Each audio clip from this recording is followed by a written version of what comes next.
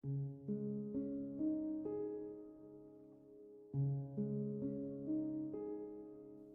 ngamdana lumliba kokto makhutna khajik namladuna anaba khangi. Thongnawdagi changlakliba mangaldusu yeknabagum masak uningba phaude. Bobo plate ta laphoiga semasung kharaga hidak ama haplaga kaduda changle. Ngasai hogalamaga amuk phamung changkhibaduda aisu tandana hudoktrabani. Ngarang de roibi dakhrabani na koktudi phasaramanine. Se hogalabani na laphoi sira semsiram chasal adugane hidak se chanaba. Liya mamit pangthok tabi nakanda leiriba mondo makhutna khajik lamaga nakongdo monduna mensinki. Bobo saurab mondu chingthoi. Saurigi to basik tangam deba. Se hidak chanaba tausi. Ngasi thabak yam lei. Kai thabak no ma. Ngarang di kasu haina kidena.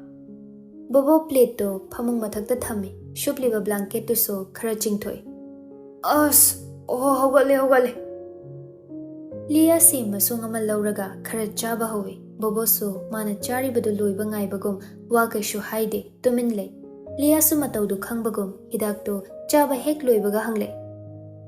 Masigi schedule kai lerage. Haibiro. Bobo pakhum oina nakanda leiriba iPad to hangdoktuna Liya da utli. Liya iPad to Bobo dagi lauge tawbudo Bobo makhuttu khangching silli. Ai sum paigeba. Nang adum yengoba. Liya chingnarap tawna manak changsinduna yengi. Makokta iriba wahai paring kharado paba loibada ngairamkhini. Fuk haugatki. Aigi phone di. iPhone kadai noba. Dabu ba. iPhone piro. Thangnaba mikupta blanket tu makhada pulap chingthaki. Amuksu mondu pairaga kadai dano langki. Phone piro haibane. Aigi phone piyo ba. Hena chakhaigi tawriba makhut anido Bobona phajili. Yare sidafam. Angang machadona sum tawbasibo. Nang buka mai ngang nasigi bema. Asawbane henmanbagi Liya tofam khangdabani. Kapngang tawraduna Boboda magi pendaba wakachere. Dabu ba. Mana ngarang numit ni humni ai kibadaine. Aduga hek nungan baga ngasima. Aingonda ka shwairamdana. Bobo Liya bu themjinbire. Nangi fanabani madam na silibasi. Ai wari loina tare. Nangna film do tawragani haina pau hek hairubaga makhoi asomna khudakta announce tawrase haina pressure pirakpagini. Amaromdadi thuna tawriba makhai nangi scandal do thuna namthaba ngamgadoribani. Yengo nangsune project tugi matangda hojik trending chatpa horabani. Liya masado phamung mathaktuda pop taraduna phami. Karina achumbano karina aranbano mahak khangdre. Mapan thongda uriba mayamgi Liya nattaba Liyana asengba Liya oiba matamni magi break se. Wakhal pukning hakchang khudingmak pothaba matamni magidi. Masiso amuk maphamdagi munbigadoribra. Saubadi ngamjade waraujabani penjadabani. Film dugi script do nangi email da thakrena haibani. Promo su khara tawba hownaba na hairakpani. Liya wahaiduda wakhalama lakpagum chinbaldo khajik chingkhatlaga nokle. Madu ubada Bobona. Madui minokdo aina khoi heinadaba. Afaba wakhaldine sukoi weramaro. Whatever it is. Idea roi haisini ko. Liya Boboda amuksu nokvet tawsilaga. Dabu ba. Chadnaba tawsi. Kadaida. Ai loisilokiki. Fuk hawatlaga chinchatki. Kari karamba lam henba thabakno. Mana muk tawgadoriba. Angam tanaba makhoi anigi marakta leibada Bobodi kangdrum olabani.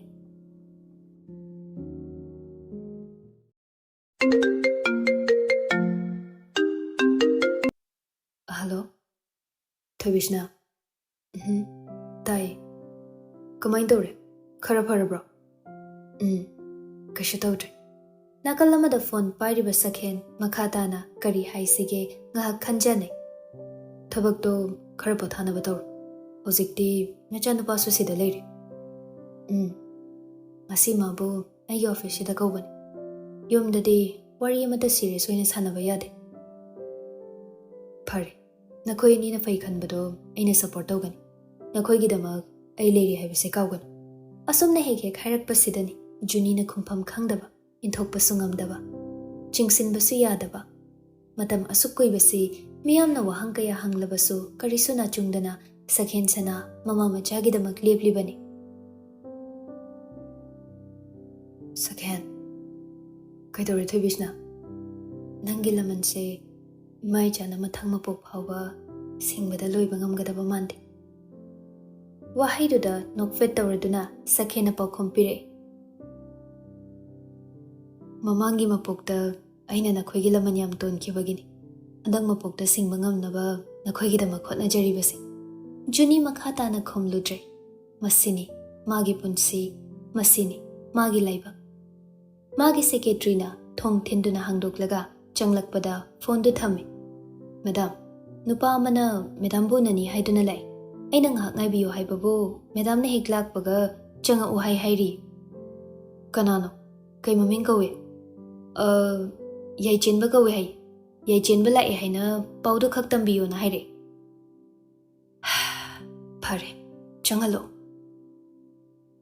ꯃꯇꯝ ꯏꯀꯥꯟ ꯀꯥꯟꯅꯗꯅ ꯌꯥꯏꯆꯦꯟꯕ ꯆꯪꯂꯛꯏ꯫ ꯊꯥꯔꯤꯕ ꯁꯣꯐꯥꯗꯨꯗ ꯇꯨꯃꯤꯟ ꯆꯪꯁꯤꯟꯗꯨꯅ ꯐꯝꯃꯤ꯫ ꯃꯃꯥꯅ ꯃꯥꯕꯨ ꯑꯣꯐꯤꯁꯇ ꯀꯧꯔꯤꯕꯒꯤ ꯃꯔꯝ ꯀꯔꯤꯒꯨꯝꯕ ꯑꯔꯨꯕ ꯑꯃꯗꯤ ꯑꯣꯏꯔꯝꯒꯅꯤ ꯍꯥꯏꯕ ꯃꯥꯁꯨ ꯈꯪꯏ꯫ ꯃꯃꯥ ꯃꯆꯥꯒꯤ ꯋꯥꯔꯤ ꯑꯣꯏꯔꯕꯗꯤ ꯌꯨꯝꯗ ꯁꯥꯟꯅꯔꯕꯁꯨ ꯌꯥꯏ꯫ ꯑꯗꯨꯕꯨ ꯃꯁꯤꯗꯤ ꯑꯣꯐꯤꯁꯅꯤ꯫ ꯃꯐꯝꯁꯤꯒꯤ ꯕꯤꯜꯗꯤꯡꯁꯤꯒꯤ ꯃꯄꯨꯅꯤ ꯖꯨꯅꯤ꯫ ꯈ꯭ꯋꯥꯏꯗꯒꯤ ꯆꯥꯎꯕ ꯃꯍꯥꯛꯅꯤ꯫ ꯀꯔꯤꯕꯨ ꯍꯥꯏꯔꯛꯀꯅꯤ?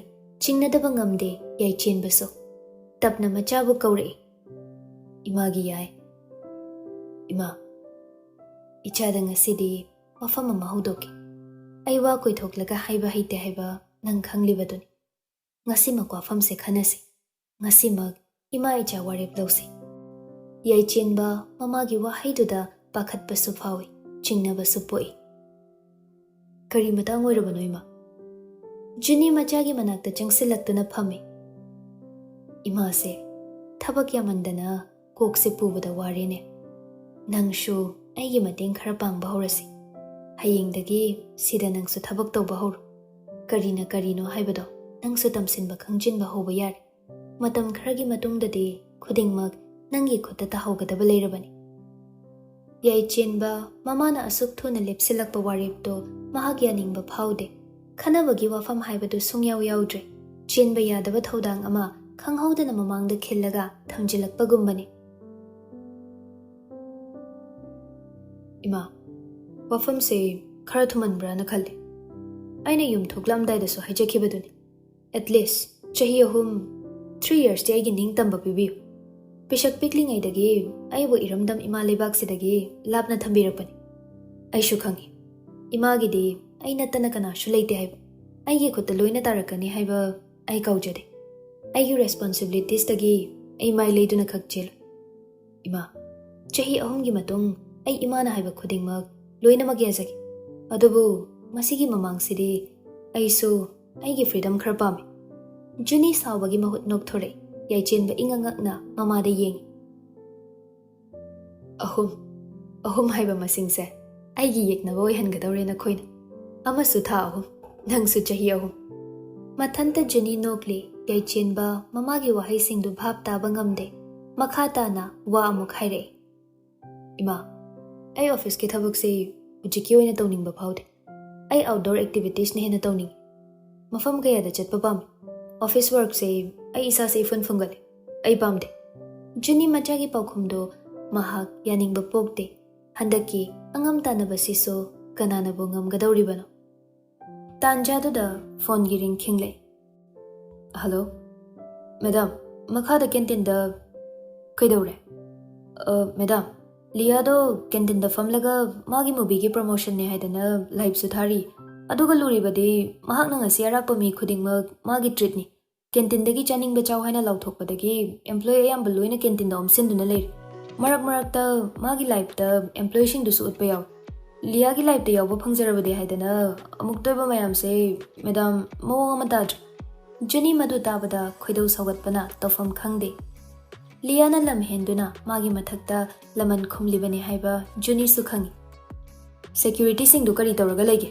ꯇꯤꯝ ꯃꯦꯅꯦꯖꯔꯁꯤꯡꯗꯣ ꯑꯦꯝꯄ꯭ꯂꯣꯌꯤ ꯂꯣꯏꯅꯃꯛ ꯊꯨꯅ ꯀꯧꯁꯤꯜꯂꯣꯅ ꯍꯥꯏꯌꯨ꯫ ꯑꯍꯣꯏ, ꯐꯅꯤ ꯃꯦꯗꯥꯝ, ꯑꯩ ꯀꯟꯇ꯭ꯔꯣꯜ ꯇꯧꯅꯕ ꯍꯣꯠꯅꯖꯔꯒꯦ꯫ ꯐꯣꯟ ꯊꯝꯈ꯭ꯔꯕ ꯃꯇꯨꯡ ꯖꯨꯅꯤ ꯃꯊꯥ ꯁꯥꯅ ꯃꯀꯣꯛꯇꯨ ꯅꯣꯟꯊꯔꯒ ꯂꯩ꯫ ꯀꯝꯗꯧꯅꯤ ꯃꯁꯤ ꯉꯥꯡꯁꯦ?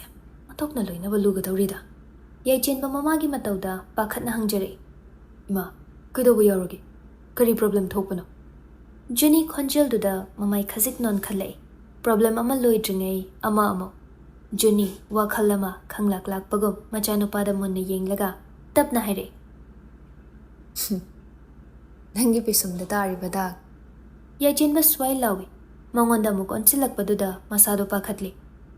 Ima, ai Juni nokfet tawreduna. Street fight. Mamang chahida. Nangna tawba thabak aina karigi khangoi. Nangna thangba khongthang khuding ai loina mak khangini. Ngarang nahan nang kanaga kadaida chatli haiba phau ai khangini. Yaichenba pakhatna thuna paw khompire. Ima numito khagembana makha tadringai marak fat thatki Junina. I have a perfect job for you. Masida nangna ngamloi haibiyar. Yaichenba hairakliba wahaisingdo ngahak lausinba ngamde, thazaba ngamde. Thumankhre waripsi. Yaichenba khangi masi hiktokpa yaroidaba mamagi yathangni haiba. Ima kari thabak employee singdo mathaktagi tawrakpa order do kireduna makhoi mahai magi mathauda mai onsinnakre canteen do kharadi chigle Lia khangi magi pau soidana Juni yoramlani haiba bobo nakanda laptakna leiba table amada tawfam khangda phamlaga kumhai yengle Lia life to thabaloishilage khalladuna aroiba oina wahi khara haire Nungairaba aigi comeback ki pausibo mayam pulab harauba phangdokminaduna awa nungai wari kaya su sanaba phangjabase yam nungaije yai entertainment ge chilenau singnaso lepa leitana aigi damak support tobigani hainaso ngasai phangdokpiramle Lia nakanda leiriba coffee cup do makhutna lamaduna paikhatli cup to lambada masadu khara leithoi camera do Lia gi tungda leiriba background mayek singna utli amuk mamai onsilaktuna Lia makha tare nungaiba numit haibasidi ahawba chagadaban ahawba thakadabane haine aisu masi thakjaraga ngasigi live solution jarage mayam so ahawba chabiyu nungaina lebiyu mayam pumnamak pu thagachari Lia live to loisilage haiduna muthatke tawbadani comment mayam pareng chap manaba wahang amakha khanglakpa makhutto chap lepe manaba wahang aktani comment ta iraklibado Chelia, hojik chakkiba nupaduso film da yaugadra. Sis, side role gi anoba actor do hojiki nupadu na kumgadra. Side role mande atopa film gi male. Nupado hero gi mesaga machangi. Chelia, hojiki mystery man hero man bado kanano. Lia pirakliba comment mayam do paraga ngai hak kok ngawi. Mamai fat leithoktuna tungda yeng kana su leiramde. Kanano makhoina nupa ama hairisibo. Handak anoba audition tawbada khanba actor oira jatla.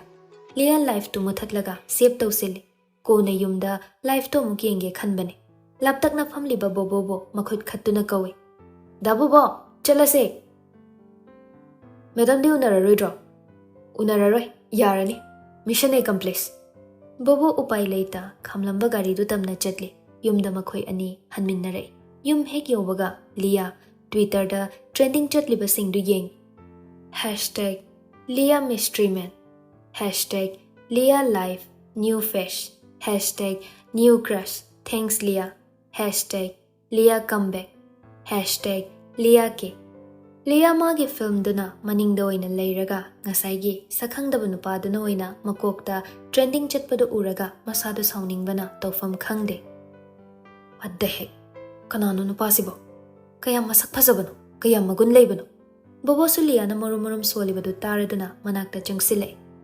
Kaidorage, nang na hek yorokpaga amuk phipi kamiduna. Ngasigi thabak leitradi ayumda halagi.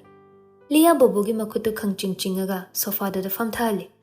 Ayo, khut ka dekpa tari ne. Kaidorage mo. Lia magi phone do bobo da utladuna. Tu, asi yengo haba trending se. Da bobo, nang asai aigi life yengba na tro. Kanano, life loiram daida maning da chatkiba nupado. Yengdeda. Aigi mangda nangna phamma leiragabu karigi muktongana life to yengduino phone battery pam as nang sidiba tanja chadana yam li he Lia mo khangning ningsing laktuna khawine ngaikho ai ngasai life to save to kibani makhoi ani makok sing du naksinaduna screen do da thokliba nupado kanano khangning na langtak na yeng mikup khara second khara khak Lia gi life to da mapa chanana maning da chatkibani Chung firal chai yengbada mitfam hongningdaba sabani masamdo tena kaklabasu yetlom da hatliba masamdo de khazik sanghalaga mitki mapa makha oirapna chonthali Nana setliba amuba machugi formal shirt to masada khara naplap litladuna masa phai haiba takli. Streamaram chaptingna setliba magi amuba khongrau. Chinglemna thangliba khongthangdubo magun hapliba magi amuba khungu. Building manung oirabasu upliba sunglass tuna mahak kanagasu onsinnaba pamde haiba utli. Masi Lia amadi atopa celebrity singneshu yamna toina tawba thabakni. Sunglass tuna maram oiraga nupadugi masak phajana laksinbadi ngamhandre. Video matek to makhoi ani hanjin yenglaba matung Lia khangsau sauna laure. Masak su phajana udaba misina trending #1 ga chelaga ha aigi comeback ki trending na amaningda. Boboda mukon silaktuna Lia na dabuba asinupa se kanano haiba ai khangba pam hayengma nate hojikmak ai magi details to loinama khangba pam. Bobo Lia na tawrakliba ningai do mahak themjinna hotnare. Ibema masak su khangdaba nupa sibu aibu kari maramgi thabak ama oina muk thiruga doino. Ha nupa siga nanga karimta mari leinade yare kautho. Lia do khangsau saugale kamai mari leinari doino tu yengo trending se masak khangdaba maming khangdaba mahak ngani. Aina ranking #1 leigadaba do mana mulibase yam thina chawbo wafam ne mase aigi jatki wafam ne ba mase. Bobo matha sarap makok to hotlaga hayeng phawdingai ai kana dano office ki mi da hangnaragi. As dabu bo kuimalle ai bu ghari mamai mangai doiba. Hayeng yare pothaur ai shiyum da halagi ngasidi. Bobo su chatkre. Lia pungdu yengbada yamna thengbadi oidre nungdang wairamne. Numit mahakso mayum changlamdai aroiba oina magi phajaba malemda utlamba pungphamduni. Tumbagi matamdi natte adu oirabasu ngasidi Lia ngalapna phamung change khalli. Tumdrabasu phamungda hiptuna leiningi. Atopada wakhal changwa haiba yagadaba mande. Mamai mamit tathoklaga numidangi tawgadaba routine loiraduna paisma ama setlaga phamungda kakhalle. Lia phone puthoi magi tainafam magi oina jafam magi Rubida message thai. Rubia numittu Rubisu kharangala pothage haidana phamung changlakpani mamittu ishilurabani. Message lakpagi notification do ataiga manade. Makhol do tabada Ruby mamit khangsing yengi message to hangdoktuna pai. Sangna chinglaga kaurakliba message to uraga Ruby khajik noi. Kaidaurage message reply fanglabada Lia amuk hatho type tawi. Nanga sai aigi life yeng hobra. Tharakliba message to Ruby pai. Karigi yengdani Lia gi life. Magi life yenglingai cake ama ngasai kadana chawa yadabagi hondokhibado. Ningsingladuna khajik no I Ruby so. Lia gi mayai si karino.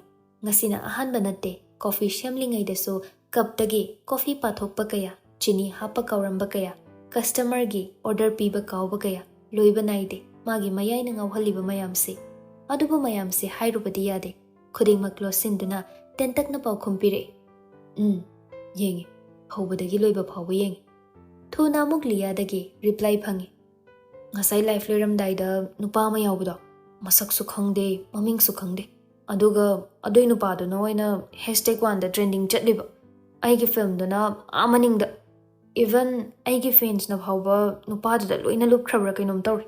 Ai nupadu kanano khangdri phaw tomba yagadaba mande. Ai yam pende da. Sangna tharakliba message to paba hek loibaga Ruby Twitter changduna trending chatliba du yeng. Masu yauna khajik sauningba phawi. Themjinbir Lia bo. Nupadu nangi life da yawbadagi phawbani. Nangna phawhanbani. Adusu ngasina loir. Mana nangondagi kashu hendi. Nangne hen. Nang Lia ne. Ruby na tharakliba message to paraga Lia wakhal khara chauthoi. Amaromdadi chumi. Mahak Lia na phawhanbani. Makhata na Lia reply ige tawringai Ruby na message sama mukthajile. Lia, always remember, you are the best. Tumtho, I love you. Good night. Tharakliba message to paraga Lia momonnoi. I love you too, my best friend. Good night.